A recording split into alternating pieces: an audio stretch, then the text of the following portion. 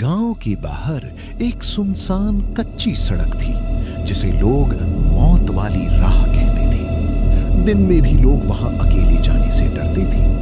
गांव वालों का कहना था कि वहां रात के समय चालावा दिखता है, ऐसा साया जो इंसान का रूप लेकर उसे अपने पीछे बुलाता है। राहुल इन बातों पर कभी विश्वास नहीं करता था। उसे लगता था कि ये सब गांव वालों की बनाई हुई कहानियां हैं। एक रात राहुल अपने दोस्त की शादी से देर से लौट रहा था। रात के करीब 12 बजे थे। आसपास घना अंधेरा, सिर्फ उसकी बाइक की हेडलाइट ही रास्ता दिखा रही थी। जैसे ही वो उस सुनसान सड़क पर पहुंचा, अचानक उसकी बाइक बंद हो गई। क्या यार, राहुल गुस्से में बोला। उसने कई बार किक मारी लेकिन बाइक स्टार्ट नहीं हुई।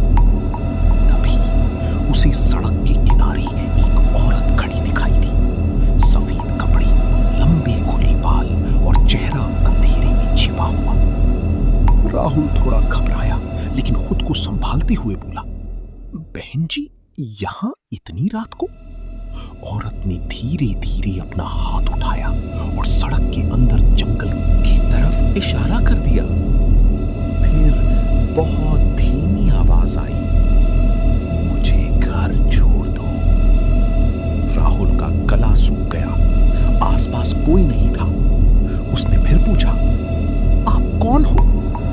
लेकिन इस बार औरत गायब थी। राहुल की सांस अटक गई। अचानक पीछे से वही आवाज आई, मुझे घर छोड़ दो। राहुल ने पीछे मुड़कर देखा। वही औरत, लेकिन इस बार उसकी आंखें पूरी काली थीं। राहुल डर के मारे बाइक छोड़कर भागने लगा। भागते भागते उसे कुछ दूर एक छोटा सा मंदिर दिखा। वो तुरंत मंदिर के अंदर घुस गया। मंदिर में बैठी बूढ़ी पुजारी ने उसे कांपते देखा। क्या हुआ बेटा? राहुल हांफते हुए बोला, बाहर बाहर कोई औरत है। पुजारी का चेहरा अचानक गंभीर हो गया। उन्होंने मंदिर का दरवाजा बंद किया और बोले, वो औरत नहीं, छलावा है। राहुल ने पूछा, छलावा? पुजारी बोले, सालों पहले इसी सड़क पर एक लड़की की मौत हुई थी। वो मदद मांगती रही लेकिन किसी ने नहीं रोका। तब से उसकी आत्मा छलावा बन गई। वो इंसानों का रूप लेकर उन्हें जंगल में ले जाती है और फिर वो कभी वापस नहीं आती। और एक आवाज आती है, मुझे घर छोड़ दो। राहुल के पैरों तले जमीन खिसक गई। तभी ठक ठक ठक मंदिर के दरवाजे पर दस्तक होने लगी। एक औरत की आवाज आई, पंडित जी, दरवाजा खोलिए, मैं रास्ता भूल गई हूं। राहुल का खून जम गया। पुजारी ने धीरे से कहा, आवाज चाहे किसी की भी हो, दरवाजा मत खोलना। लेकिन तभी राहुल ने कुछ ऐसा सुना जिससे उसका दिल रुक गया। बाहर से आवाज आई, राहुल बेटा दरवाजा खोल, मैं मां हूं। राहुल की आंखें फैल गईं। ये उसकी मां की आवाज थी। नहीं, ये कैसे हो सकता है? मां तो घर पर है। बाहर से फिर आवाज आई, इस बार रोते हुए, बेटा मुझे बचा ले।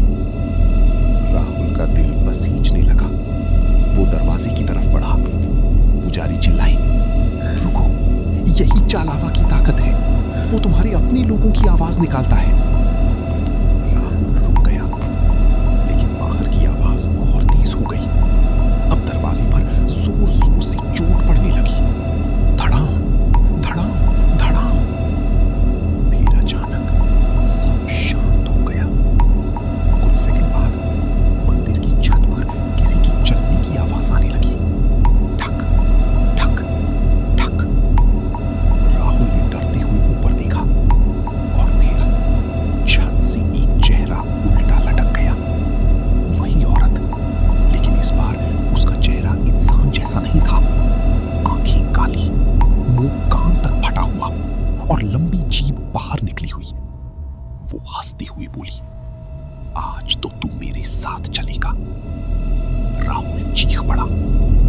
पुजारी ने तुरंत मंत्र पढ़ना शुरू किया।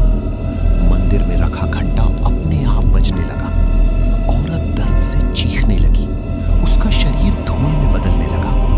लेकिन जाते जाते उसने राहुल की तरफ देखकर कहा, आज बच गया, लेकिन अगली अमावस्या को मैं फिर आऊंगी।